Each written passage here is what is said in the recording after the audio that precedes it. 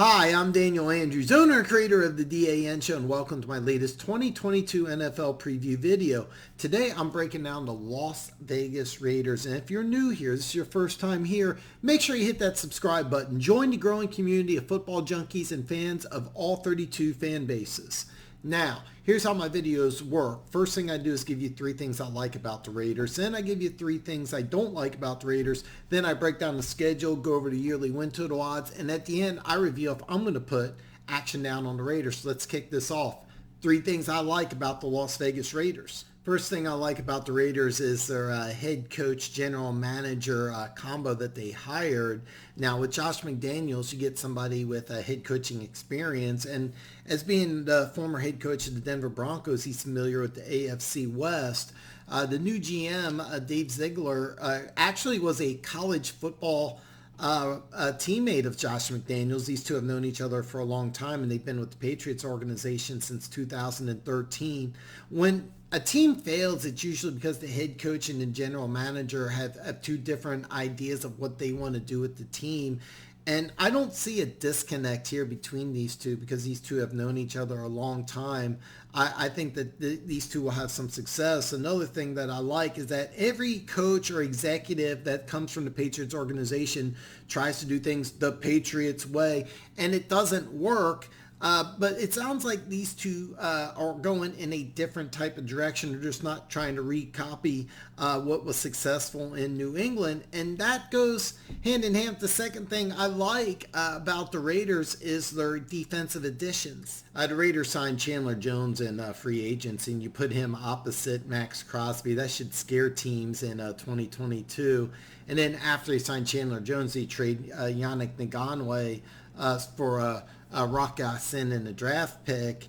And these 2 moves improve both your defensive line and your secondary. Keep in mind the Raiders in 2021 had Trayvon Moehrig, their second round pick. He was a day 1 starter, and Divine Diablo, who started a handful of games in 2021. Both these rookies are expected to be day 1 starters in 2022. So these 2 defensive additions with the development of these 2 rookies should really improve their defense quite a bit in 2022. And the third thing I like about the Raiders is their offensive skill position talent. You have Josh Jacobs in his first 2 NFL seasons ran for over 1,000 yards. Now last year he only had 872, but in his first 2 seasons he had 53 passes or 53 receptions combined. Last year he had 54. And the Raiders last year really went away from the run. They were 26 in rushing attempts in 2021, so I wouldn't be surprised if he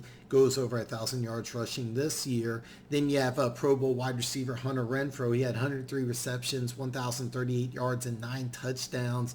And then you have tight end Darren Waller, who's really a number 1 wide receiver in his own right, but when healthy, this is a legitimate top 5 tight end. And how long did I go on about the Raiders skill position talent before mentioning Davante Adams, a legitimate top 5 wide receiver? Since Derek Carr has been in the NFL, he's had nothing close to this level of talent surrounding him. So just to recap the 3 things I like about the Raiders, I like the head coach general manager combo, I like the defensive additions, and I like their skill position talent. Now, 3 things I don't like about the Las Vegas Raiders. The first thing I don't like about the Raiders is their offensive line. Now, last year they drafted Alex Leatherwood in the first round. He was a player I really, really liked coming out of Alabama, but they started him on the right side. He was a complete disaster. They moved him inside the guard, and he really still struggled.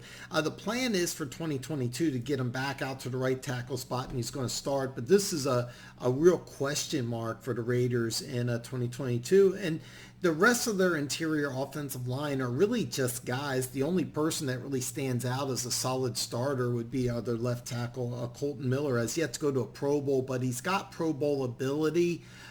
There's a chance that he could actually be a Pro Bowler next season, but the rest of their offensive line's a big question mark going into the 2022 season.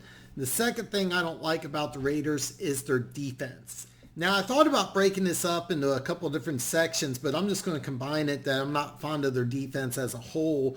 Now, They had 6 interceptions last year. That was dead last in the NFL. And they also are on their 4th defensive coordinator in the last 3 seasons. And last year they gave up 26 in points, or 26 in points allowed. Now, I like the additions to their defense, and you combine that with some young developing talent, which should yield some improvement. But again, you're on your 4th defensive coordinator in the last 3 years. Now, this defense going into 22 could be better, but it still scares me because you're combining this with the third thing I don't like about the Raiders, and that is their schedule. Now, I'm going to go into some detail about the schedule, but bottom line, you're playing the AFC West and the NFC West this year, and that's intimidating for any team going into 2022. So just to recap the 3 things I don't like about the Raiders: I don't like their offensive line. I'm scared about their defense going into 2022, and I don't like their schedule. Now, again, I'm going to break down the schedule. I'm going to go over the yearly win total odds, and then I'm going to reveal if I'm putting action down on the Raiders. Now, few teams have a more difficult schedule. The Raiders start off with 3 of their first 5 games are on the road, and then the 2 teams they do host are 2 pretty tough opponents.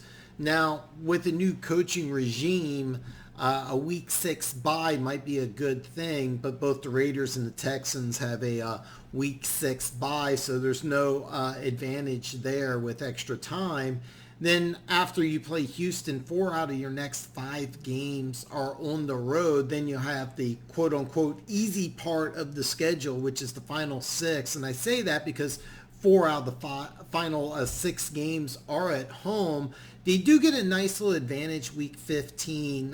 The Patriots play on Monday night, where the Raiders play on Thursday. And the Patriots also travel to Arizona, so you get an extra 4 days advantage for you host the Patriots week 15. Now let's go into detail a little more here. Out of their first 5 games, I'll be honest, I can see about 2 and 3. I actually would not be surprised if the Raiders going into the bye were 1 and 4, but let's just pencil in 2 wins.